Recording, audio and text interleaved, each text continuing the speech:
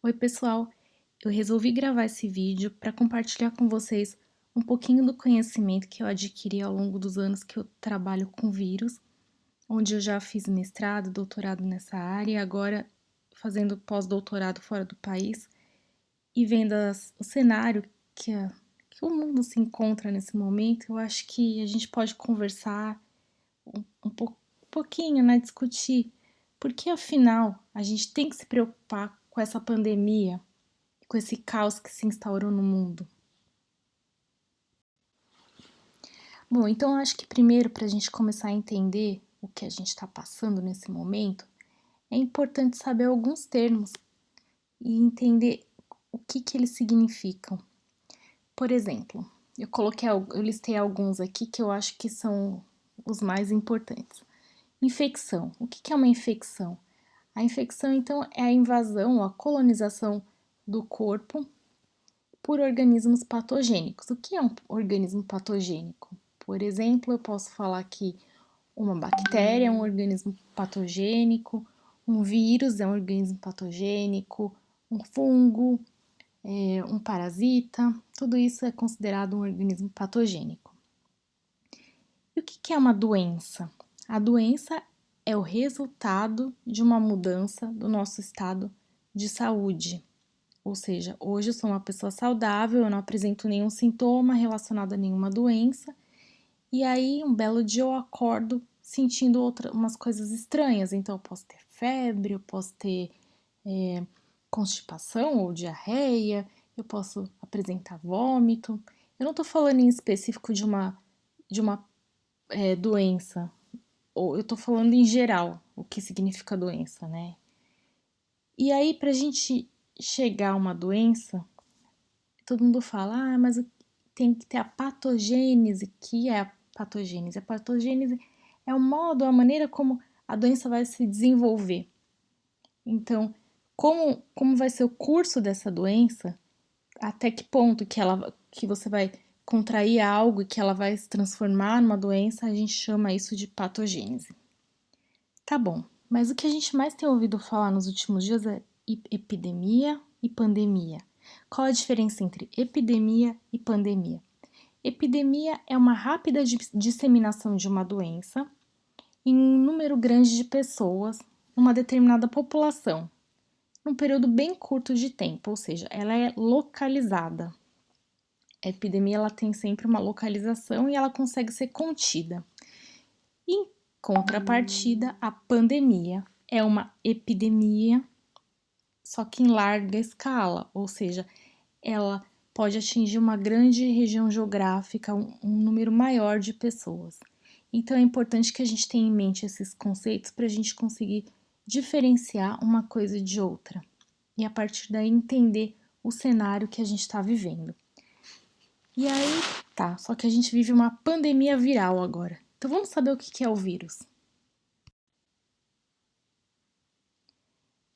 Então você sabe o que são vírus? Os vírus eles são seres que não possuem células. Eles são constituídos apenas por ácido nucleico, que pode ser um DNA ou RNA, ou seja, um material genético, envolvido por uma cápsula proteica chamado capsídeo. Eles possuem cerca de 1 nanômetro de diâmetro. As dimensões são tão pequenas que elas só são observadas em microscópios eletrônicos. Por serem seres tão pequenos, eles conseguem invadir algumas células e inclusive de organismos unicelulares, ou seja, que possuem só uma célula. Como bactérias, existem vírus que parasitam bactérias. E é parasitando células de outro organismo que o vírus vai sobreviver. E assim ele também consegue se reproduzir. Então, ou seja, ele precisa necessariamente de uma célula para sobreviver.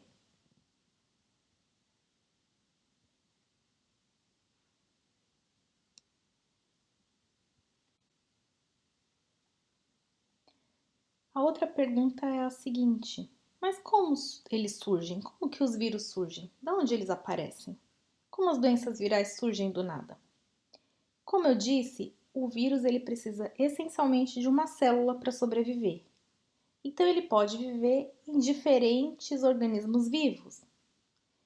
E aí é sabido que entre os animais silvestres existem alguns vírus que circulam, existem infecções virais entre esses animais e elas são mantidas ali dentro deles. De repente, um animal pode sair do seu habitat, ir lá e contaminar um outro animal que vive entre os seres humanos. Ou então pode acontecer de um ser humano ir lá no habitat dos animais silvestres e se contaminar com algum vírus. Por exemplo, vou dar um exemplo do HIV, onde caçadores de macaco da África, na África, né, na época começou a transmissão do vírus HIV, muitos anos atrás, se contaminaram com contato direto com os macacos, que são seres muito parecidos com o homem. Então, para você passar um vírus de uma espécie de animal para outra, você tem que ter em geral, uma similaridade ali no DNA para ter uma portinha de entrada. Foi isso que aconteceu com o HIV, por exemplo. E aí acabou se disseminando na população.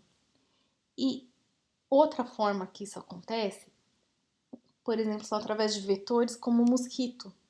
Vou dar o exemplo do Aedes aegypti, que ele vai lá entre os animais, assim como eles os picam a gente, né? Os insetos, eles picam animais também. Então, eles vão lá, picam um animal silvestre que tem um vírus. Que vírus, por exemplo, do Aedes aegypti? Pode ser dengue, qualquer um tipo de dengue, 1, 2, 3 ou 4. Pode ser chikungunya, zika, febre amarela. Eles vão lá, eles picam, e aí, se acontece a transmissão, ele vai lá e pica um homem, ele acaba transmitindo o vírus. E aí o homem acaba sendo reservatório daquele vírus. Aí vem outro mosquito que não está contaminado, pica o homem, e aí pica outra pessoa, e assim ele vai transmitindo o vírus. É uma maneira também bem eficiente de transmissão. Então, o vírus ele não sai de um lugar para o outro, ele precisa de um agente que vai transmiti-lo para outra pessoa. Então, é assim, para outro ser vivo, na verdade, não outra pessoa. Então, é assim que surgem as doenças virais. É bem complexo de entender, mas eu acho que dessa forma ficou um pouquinho claro para vocês que a gente tem esses jeitos assim de levar, de carregar um organismo de um lugar para o outro.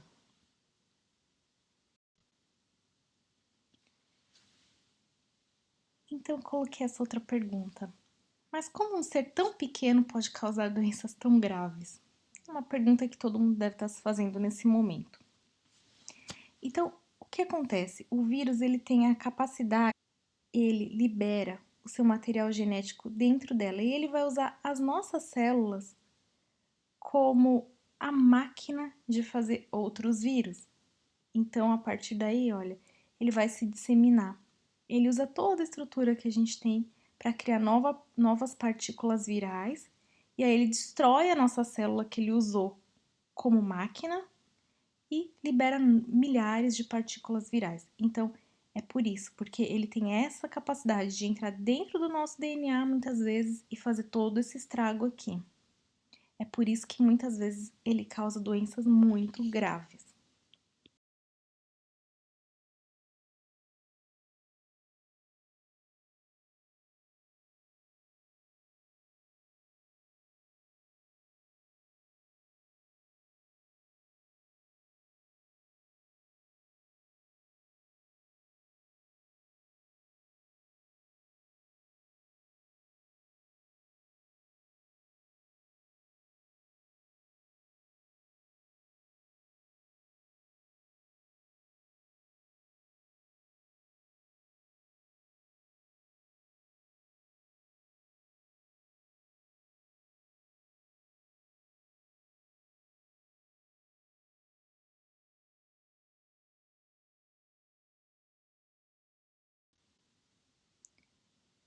Para mostrar quais são as zoonoses de risco e as suas síndromes clínicas associadas em humanos.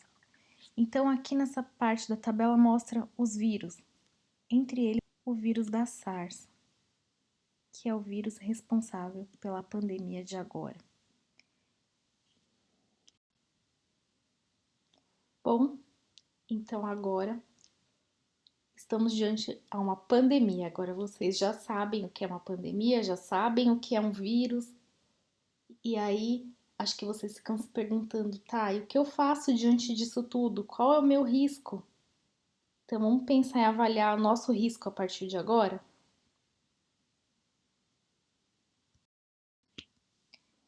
Então, como eu faço para avaliar o risco e como eu faço para me prevenir dessa doença?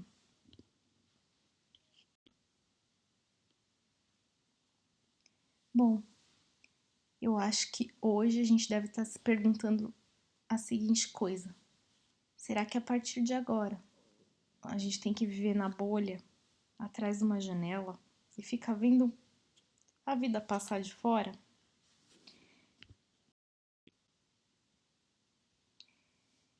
Se um vírus ele é passado, transmitido para um humano através de animais, se a gente sabe que o contato direto com aquele transmissor, com aquele vetor, vai causar uma doença, é muito simples de eliminar. A gente vai lá, elimina o vetor, acabou a doença, certo? Mas e quando o vetor é o homem? A gente não pode matar todo mundo, que nós somos os vetores, por exemplo, do coronavírus agora. Então, por isso, nós vamos ter que ficar realmente em casa, olhando a vida passar pela janela por um tempinho, para a gente não ser esse transmissor. Mas além do isolamento social, o que eu mais posso fazer? Eu acho que primeira coisa que a gente tem que pensar é na consciência social. Você pode ser um potencial transmissor do vírus, então fica em casa o quanto você puder, até passar esse pico da epidemia. A segunda medida que a gente pode ter é lavar as mãos sempre com água corrente e sabão, sempre que possível. Outra coisa é usar sempre lenço descartável. Nunca usar lenços que você vai reutilizar. Sempre que usar um papel, joga fora, joga no lixo. Procure o serviço de saúde somente se apresentar qualquer um dos sintomas da doença, porque o sistema de saúde vai ficar sobrecarregado de casos graves e eles não têm como atender todo mundo. Então, se a gente tiver essa consciência social e procurar o serviço somente quando apresentar algum sintoma grave, isso vai fazer com que quem realmente precisa de atendimento seja atendido e morra um número menor de pessoas. Tome muito cuidado com as fake news da internet. Pesquise antes de achar que aquilo é uma absoluta verdade. Converse com seus amigos. Não assuma aquilo como uma verdade sem antes ter certeza que aquilo de fato é real. Não entre em pânico com as notícias, porque quando a gente escuta muita coisa, a gente acaba entrando em pânico e nesse momento a gente tem que ter a mente aberta. Então eu vou deixar no final aqui para vocês uma frase. Essa frase de Dalai Lama que diz: mantenham a mente aberta, assim como a capacidade de se preocupar com a humanidade e a consciência de fazer parte dela. Ou seja, hoje todos nós somos responsáveis pela manutenção da vida. Então, a nossa atitude é que vai ajudar no futuro a prevenir mortes. Então, eu acho que isso é um recado que tem que ficar pra gente. E é isso, eu espero que essa aula seja útil para vocês.